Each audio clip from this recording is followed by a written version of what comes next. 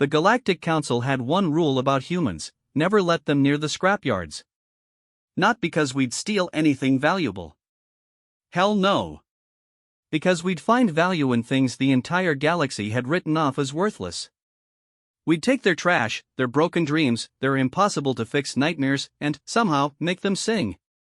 Captain Elena Rodriguez learned this the hard way when she bought a derelict dreadnought for the price of a decent meal. The Zethary merchant was practically crying with laughter as he transferred ownership. Ancient junk, he wheezed through his translator. Even the scavenger guilds won't touch it. Cursed thing's been dead for 3,000 years. Elena just smiled and counted out her credits. She'd heard that word before: impossible. Humans had a different word for it: Tuesday. What she found in that ship's quantum core would make the council wish they'd listened to their own rule. Because sometimes, the galaxy's trash is another species' treasure. And, sometimes, the treasure is exactly what you need to save everyone who ever called you primitive. The Void Hunters were coming. The galaxy's greatest weapon was broken. Time to show them what human engineering could do with a little ancient junk and a lot of spite. The docking bay smelled like burnt ozone and broken dreams. Captain Elena Rodriguez stood before the most beautiful piece of junk she'd ever laid eyes on. 3 kilometers of scarred metal and dead systems floated in the salvage asteroid's artificial gravity well, looking like someone had tried to build a cathedral and given up halfway through. "You cannot be serious," said Chief Engineer Tommy Park, his Korean accent thickening with disbelief. "Cap, this thing's older than human civilization. The precursors built this before they vanished." Elena ran her hand along the docking tube connection. The metal felt warm. Strange, considering the ship had been powered down for millennia. "That's exactly why I want it, Tommy. Everyone else sees a dead ship. I see a learning opportunity." Learning opportunity? Dr. Sarah Chen, their xenoarchaeologist, stepped out of the shuttle behind them. "Elena, this is the Eternal Vigil. It was the precursor flagship during the Void Hunter Wars.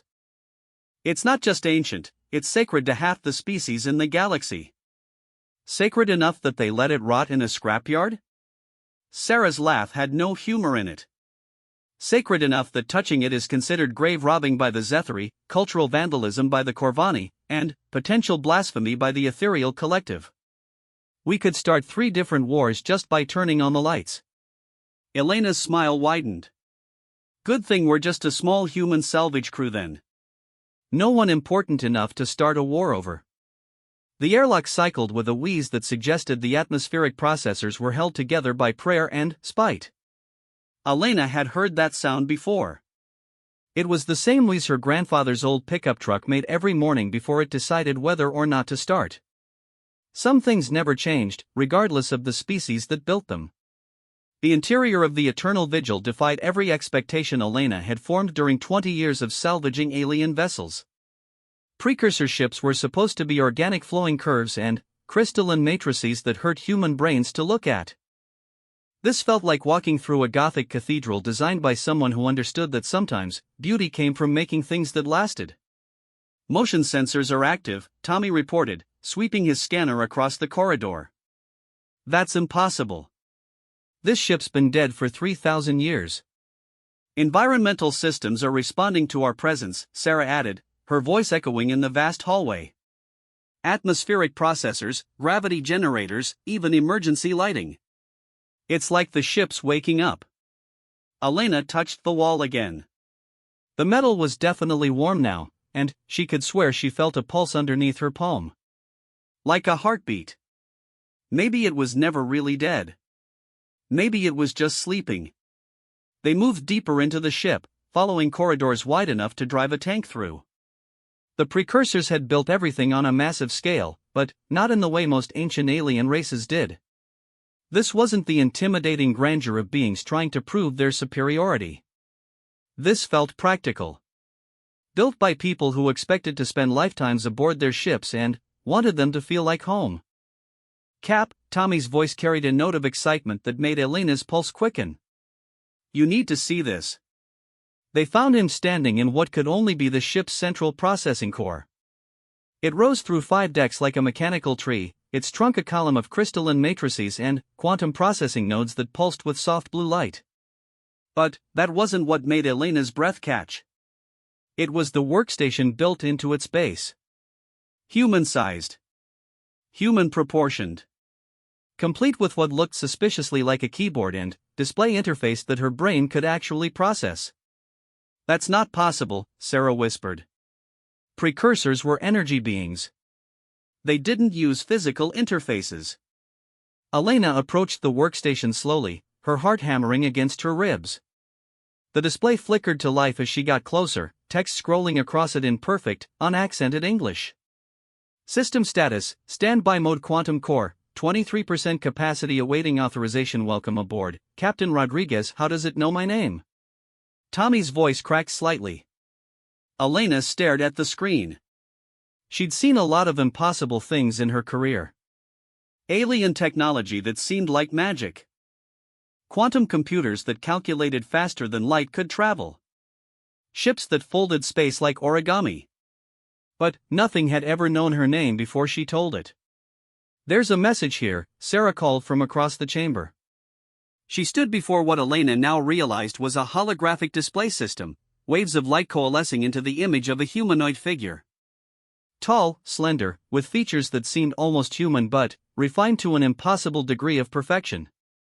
The figure began to speak, its voice resonating through the chamber with harmonics that bypassed Elena's ears and spoke directly to something deeper. "If you are viewing this message, then the Void Hunters have returned, and the galaxy faces its darkest hour. I am Architect Valen, final commander of the Eternal Vigil, and I have prepared this vessel for those who would come after us." The hologram's eyes seemed to find Elena's across the millennia. "We knew our time was ending. The Void Hunters consume all things, even hope itself. But we also knew that somewhere in the cosmos, there would emerge a species with the most dangerous trait in the universe, the refusal to accept defeat." Elena felt Tommy and Sarah move to stand beside her, their breathing shallow in the charged atmosphere. "Humanity," the architect continued, "we have watched your species from afar. You are young, reckless, and, by all reasonable measures, completely outmatched by the challenges you face. You are also the most stubbornly resourceful beings we have ever encountered. Where others see obstacles, you see projects. Where others see endings, you see new beginnings." The hologram gestured to the quantum core behind them. "This ship was designed to be crewed by humans. Its systems will respond to your intuition rather than your expertise. Its weapons will fire based on your determination rather than your skill. And its greatest weapon." The architect smiled, an expression of terrible beauty and infinite sadness. "Its greatest weapon is your species' absolute inability to know when you are beaten." The message flickered, the hologram becoming translucent. "The Void Hunters are coming. They have consumed the Andromeda Galaxy and now turn their attention to ours. The Council races will fight with honor and lose with dignity. But you will fight with fury and refuse to lose at all." The architect's image began to fade. "The ship is yours, Captain Rodriguez. Use it well. And remember, what the galaxy calls impossible, humans call a Tuesday afternoon project." The hologram vanished, leaving them standing in the pulsing blue light of the quantum core. For a long moment, nobody spoke. Then, Elena walked to the workstation and placed her hand on what definitely looked like a palm scanner. The display flared to life, systems coming online throughout the ship with sounds like a gigantic engine turning over. Quantum core, 25% capacity and rising weapons systems, initializing defensive arrays, coming online. Ship status, under human command. "Well," Elena said, her voice steady despite the universe reshaping itself around her. "I guess we're not just a salvage crew anymore." Tommy was running diagnostics on his scanner, his eyes wide with disbelief. "Cap, the power output readings, this ship could go toe-to-toe with an entire fleet. Hell, it could probably take on a battle group." Sarah was studying the holographic projector, her xenoarchaeologist training warring with the evidence before her eyes.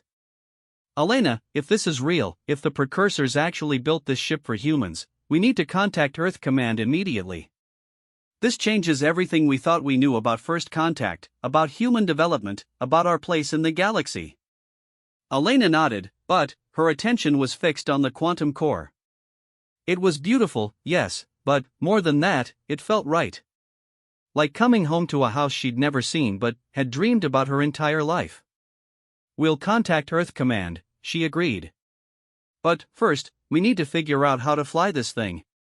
Because if the architect was right about the Void Hunters coming." She looked at her crew, these two brilliant humans who'd followed her into the depths of space chasing salvage and found themselves holding the galaxy's last hope. "Then, we're going to need to learn fast." The quantum core pulsed brighter, as if responding to her determination. Somewhere in the vast network of crystalline matrices and quantum processors, ancient systems designed by a dying race began teaching themselves to think like humans. The galaxy was about to discover what happened when you gave humanity the keys to impossible technology and pointed them at an unstoppable enemy. It was going to be educational. 3 weeks later, Elena stood on the bridge of the Eternal Vigil and watched the Galactic Council's mightiest fleet prepare to die. The holographic display showed the enemy in perfect, terrifying detail. The Void Hunter Armada stretched across space like a living shadow, their ships defying every law of physics and aesthetics that Elena understood.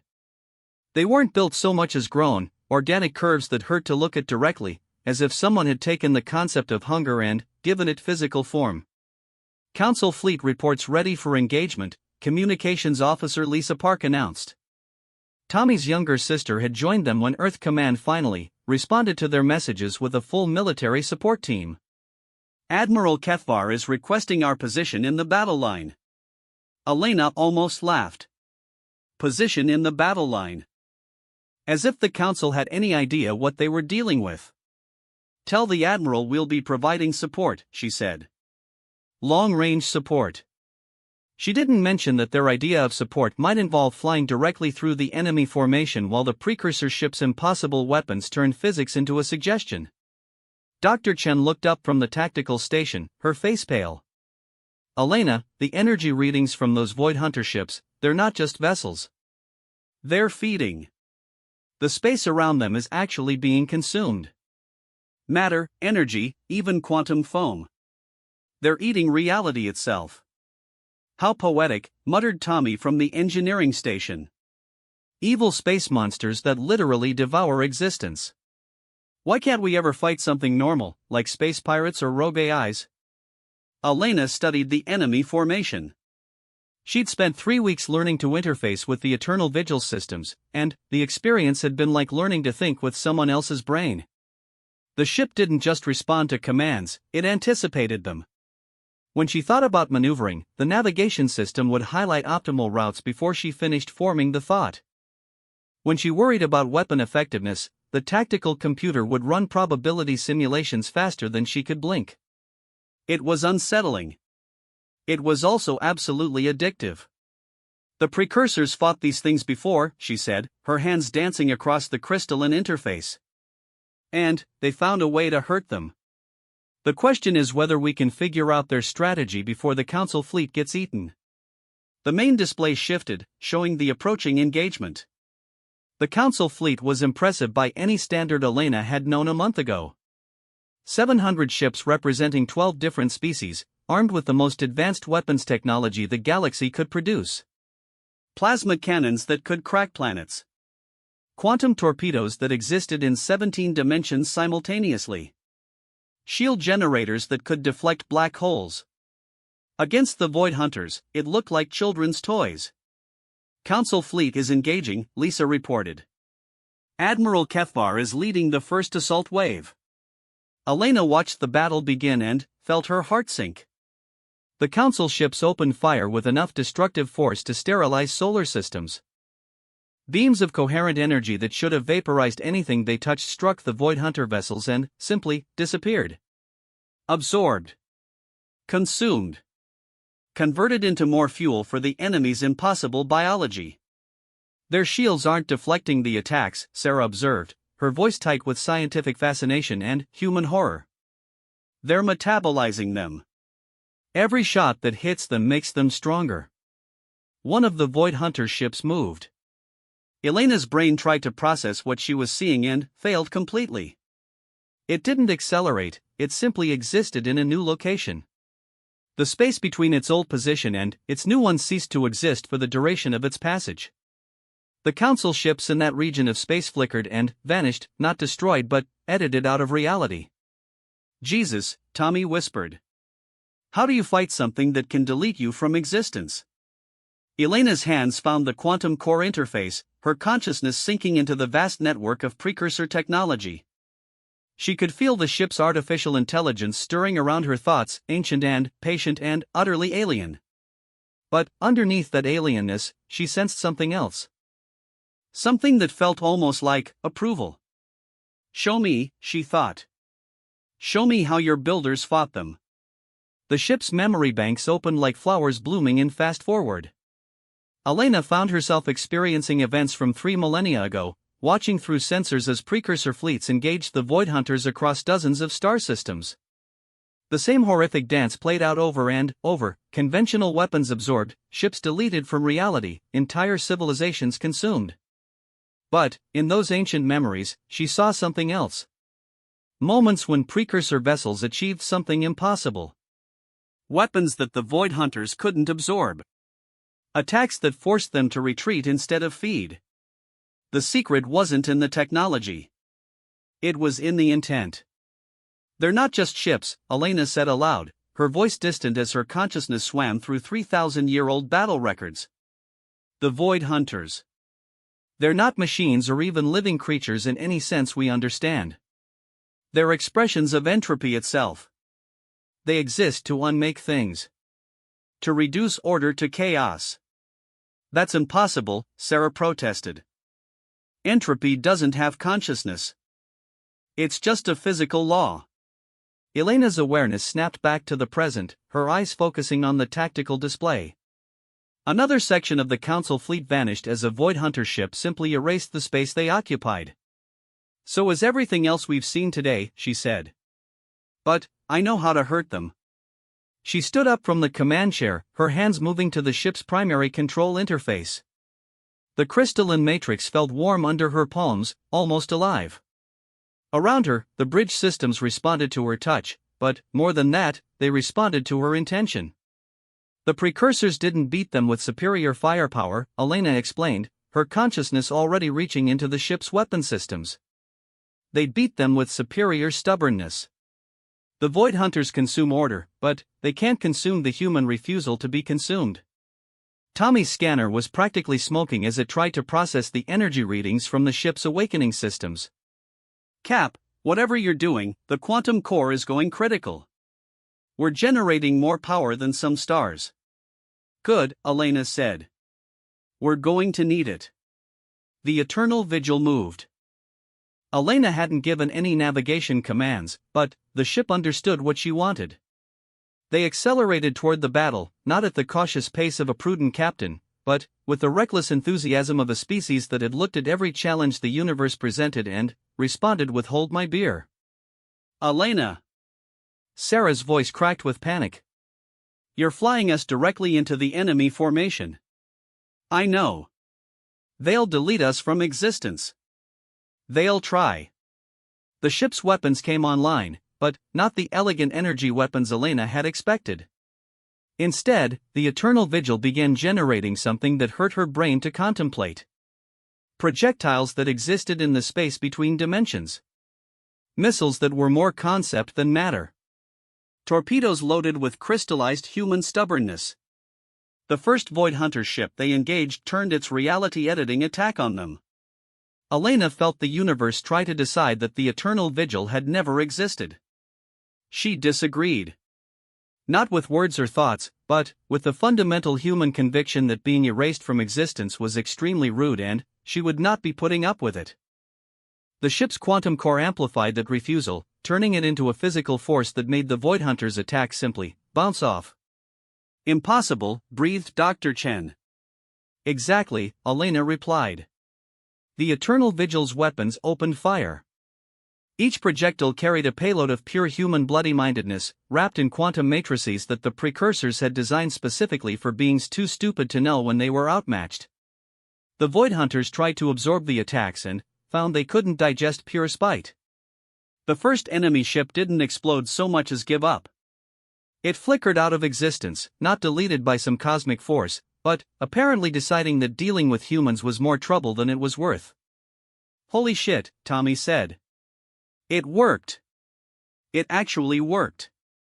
Elena grinned, feeling the ship respond to her excitement by charging deeper into the enemy formation.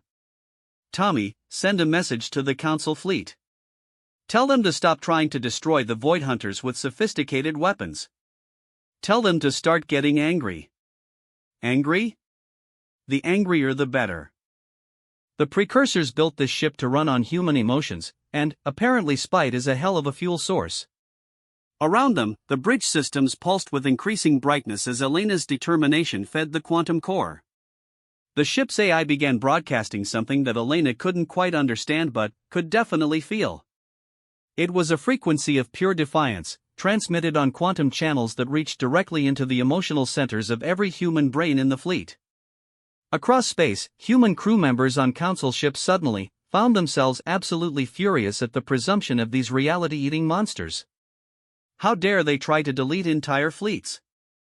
Who did they think they were, coming into their galaxy and editing their friends out of existence? The Council fleet's weapons began hitting harder. Not because their technology had improved, but because they were fired by humans who had decided that losing was for other people. The Void Hunters found themselves under attack by beings who treated the laws of physics as guidelines and cosmic forces as things to be argued with. Elena guided the Eternal Vigil through the enemy formation like a sword through silk. Every time a Void Hunter tried to delete them, the ship and its crew simply refused to be deleted. Every time their weapons were absorbed, the humans got angrier and fired something even more impossible. "This is incredible," Sarah said, her xenoarchaeologist training warring with the evidence before her eyes. "We're not just fighting them. We're outstubborning the fundamental forces of entropy." Elena laughed, the sound wild and joyous as another Void Hunter ship gave up and flickered away. "Sarah, we're humans. Entropy's been trying to kill us since we crawled out of the primordial soup. We've had practice." The battle raged across space, and, for the first time in galactic history, the Void Hunters found themselves in retreat. Not because they were outgunned, but because they had encountered something that refused to acknowledge their authority to unmake it. As the last of the enemy ships vanished back into whatever dimension they came from, Elena settled back into the command chair and let the ship's systems wind down to normal levels. The quantum core still pulsed with warm light, apparently quite pleased with itself. "Think they'll be back?" Tommy asked. Elena considered the question, her consciousness still partially linked with the ship's vast memory banks. In those ancient records, she could see the pattern. The Void Hunters always came back. But they also always left when they encountered something too stubborn to be consumed. "Eventually," she said. "But now we know how to fight them. And, more importantly, we know how to teach others to fight them." Lisa looked up from her communications station. "Captain, I'm receiving signals from across the galaxy. Other human ships, other crews. They're asking how we did it. How we made the impossible work."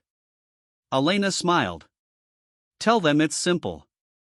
When the universe tries to tell you something is impossible, you just have to disagree louder than the universe can argue." She looked around at her crew, these remarkable humans who had followed her into the depths of space and helped her turn ancient technology into a weapon powered by pure human obstinacy. "And if there's one thing humans are good at," she added, "it's disagreeing with authority."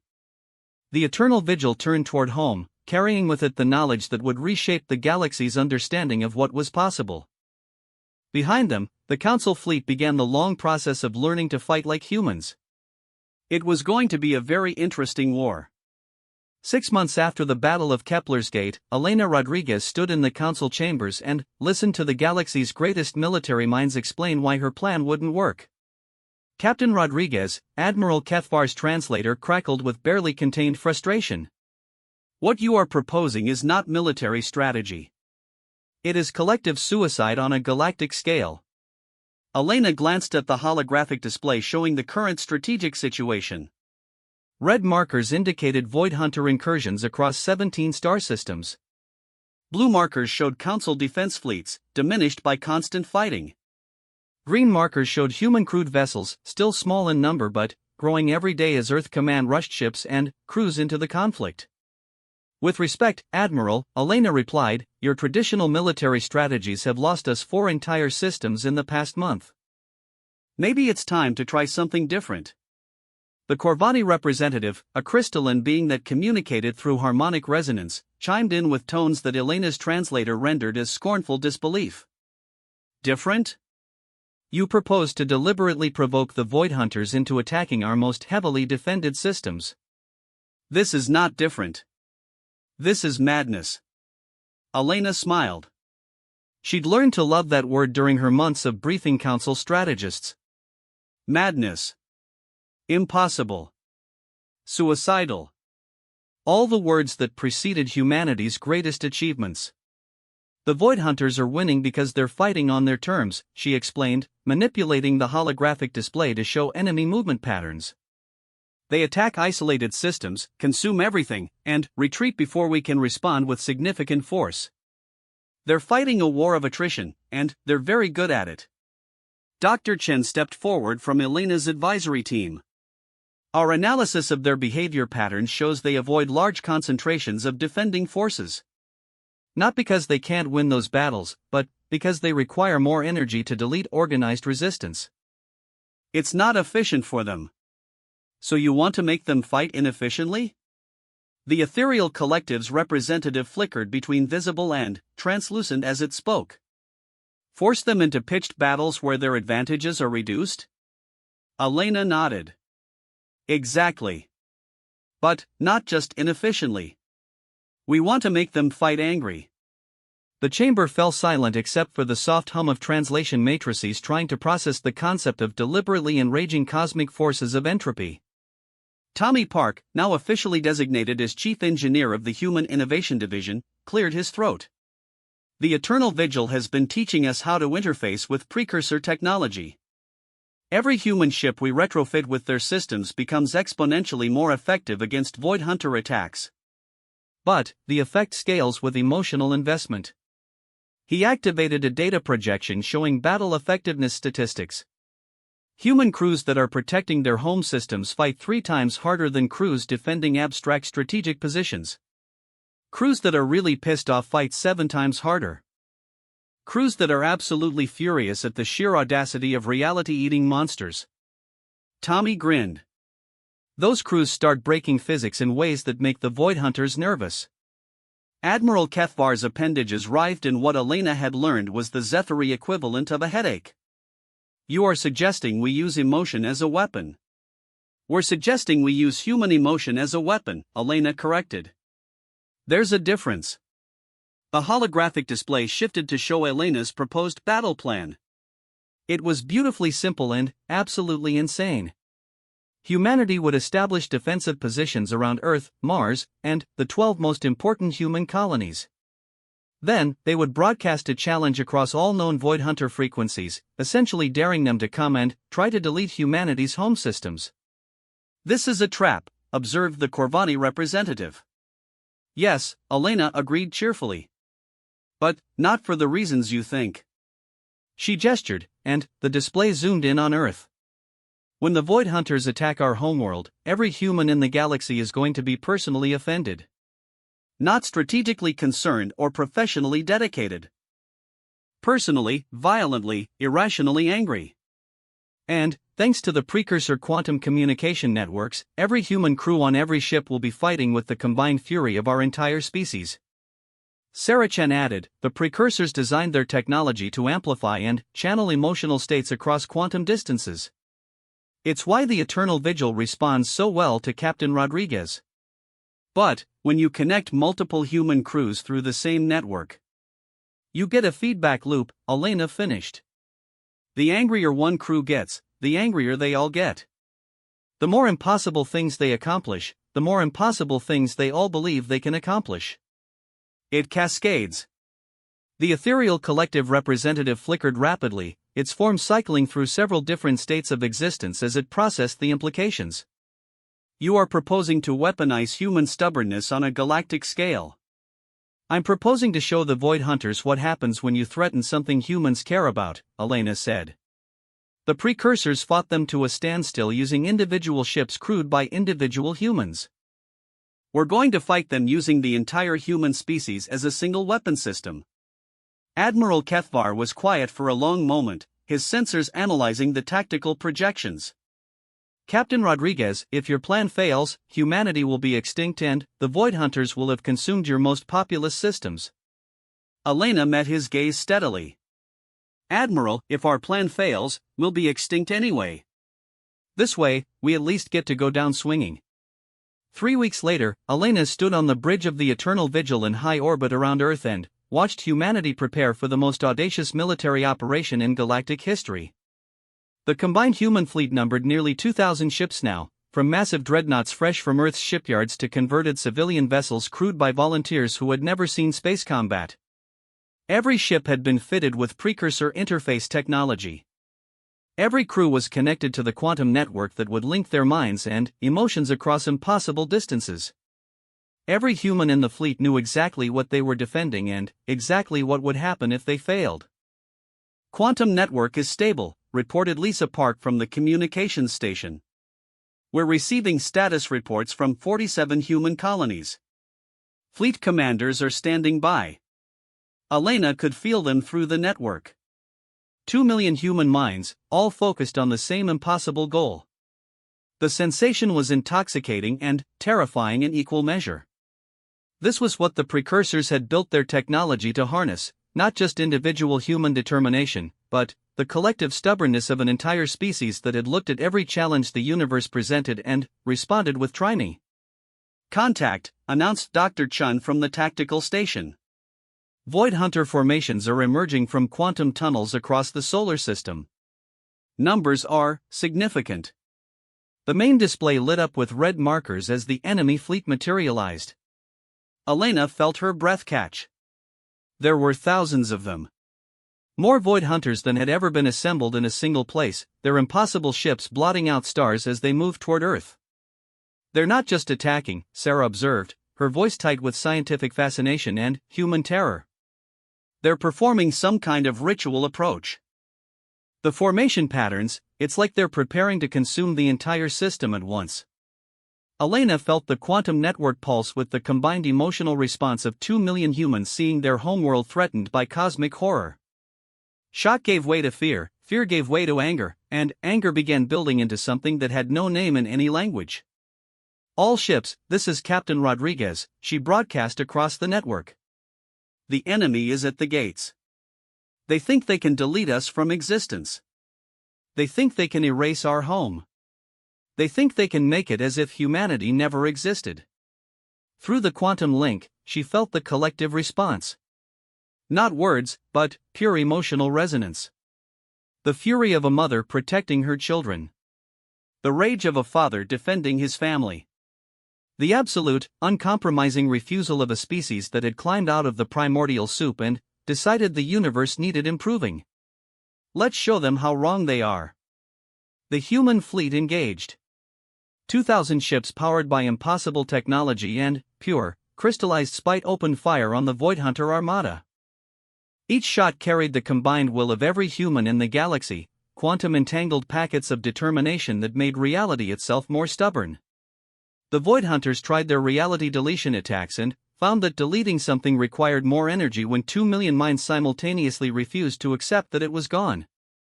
They tried to consume the fleet's weapons and discovered that spite was apparently indigestible. Elena guided the Eternal Vigil into the heart of the enemy formation, her consciousness linked to every other human captain through the precursor network. She could feel their thoughts, their fears, their absolute refusal to let Earth fall.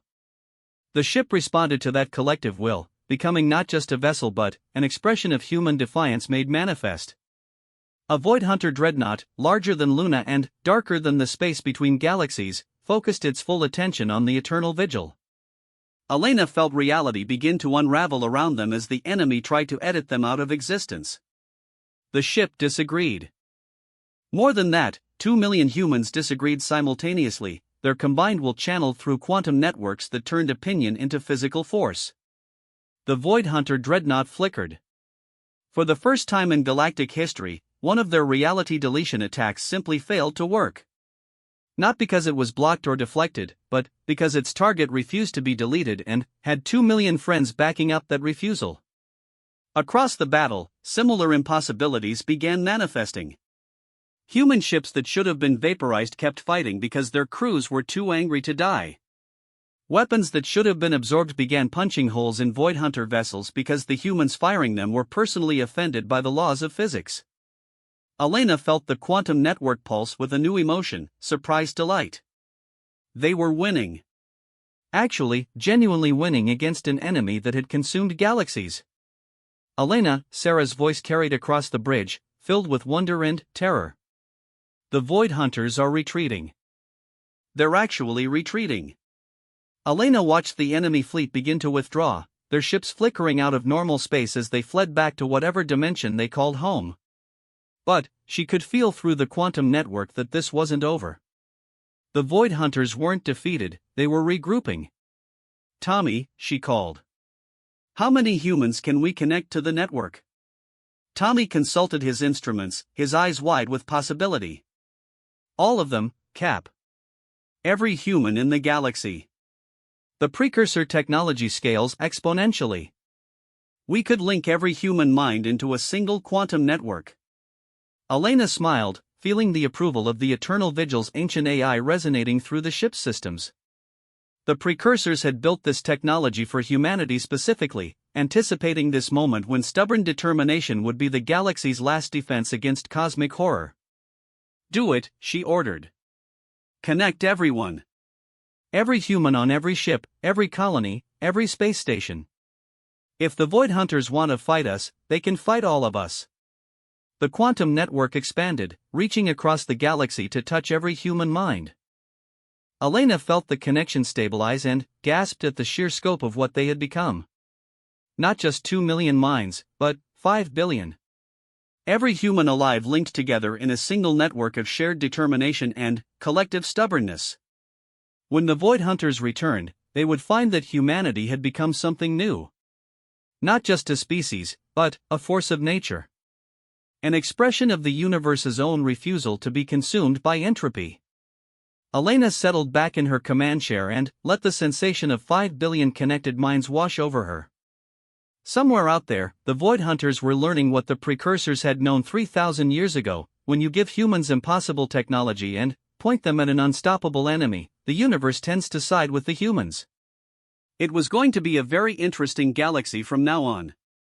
The Eternal Vigil turned toward the Outer Rim, where new Void Hunter incursions were already being reported. Behind them, Earth shone blue and beautiful in the starlight, protected by the combined will of every human who had ever looked at the impossible and decided it needed work. Some things, Elena reflected, were worth fighting for.